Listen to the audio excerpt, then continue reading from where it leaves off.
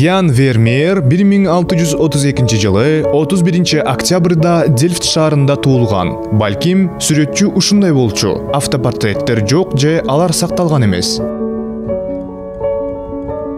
Бирок анын жубайы Катарина Болнестин кандай болгонун сүрөттөрүнөн билебиз. Ошондой эле анын көйнөктөрүнүн шапанын жакшы билебиз. Катарина күйөөсүнүн моделдерине кийим кечесин берип жатканда эмне деп ойлоду экен? Ян Вермеер менен Катарина Болнестин 15 баласы болгон. Бирок төртөө бала кезинде чарчап калышкан. Вермеер жылына бир нече гана сүрөт тарткан. Үй бүлөгө сүрөт өнөрү жана ресторан киреше алып келген. Ал Дельфт шаарынын базар аянтындагы Мехелен мекемесин атасынан мурастап алган. Деспоттук кайненеси Мария Тинс менен Ян Вермеер дос болгон. Анын Утрехт мектебинен чыккан чыгармалардын жыйнагы бар болгон. Бул жыйнактагы Дирк Бабюэрендин Сводня сүрөтүн Вермеердин эки полотносунан көрүүгө болот. Вермеердин көзү өткөндөн кийин Мария Тинс жана Катарина Болнес сүрөттүн аллегориясы аттуу сүрөтүнүн аукционунда сатылышына каршы болушкан. Бирок ийгиликсиз. Мастер 41 жашка чейин жашаган. 61 сүрөт анын мүлкүнүн өлгөндөн кийинки рестеринде катталган. Азыркы учурда алардын 34-үнүн гана авторлугу далилденген.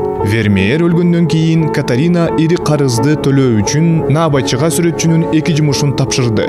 Алар гитарист жана күңү менен кат жазган айым окшойт. Вермеердин жашоосундагы жана чыгармачылыгындагы таң калыштуу окуялар көп жылдык изилдөөлөрдүн объекти болуп саналат. Эмне үчүн анын окуучулары болгон эмес? Ага Карель, Фабрициус өзү сабак бергенби? Питер де Хох анын кумири беле? Бул жөн гана версиялар. Эмне үчүн Вермеердин сүрөттөрүндөгү жарык дайым эле капталдан түшүп турат? Перспективанын кемчиликсиздиги, курч көрүнүшбү же тоголок күзгүлөрдү жана көзөнөк камерасын колдонуубу? Эмне үчүн атактуу бермет сөйкө темирден жасалган? Мурун бермет болгон беле? Зергер буюмдарын өлчөө кадимки көрүнүш.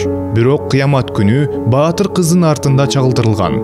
Балким анын колундагы тараза күнөөнүн ченеми болсо, ал өзү Дева Мария укмуштуу. Эмне үчүн Вермеер 19-кылымга чейин бааланган эмес? Британ падышасы Джордж IV Виндзор сарайынын эң алыскы бурчуна музыка сабагын илген. Ал эми бүгүнкү күндө ал падышалык сарайдын бермети болуп саналат. 2014-жылы Вермеердин ыйык прокседасы 7,9 миллион еврого сатылган. Көрсө, бул 2017-жылы 350 000 еврого кеткен. Фелисе Фиккерелли тарткан сүрөттүн көчүрмөсү экен. 1990-жылы Бостондогу Изабелла Стюарт Гарднер музейинен башка шедеврлер менен кошо уурдалган. Концерт табылабы? Алар жөнүндө маалымат үчүн сыйлык $10 миллион түзөт. Ал эми 2015-жылы Дельфттеги кичи көчөнүн дареги белгилүү болду. Аны голландиялык изилдөөчү аныктады.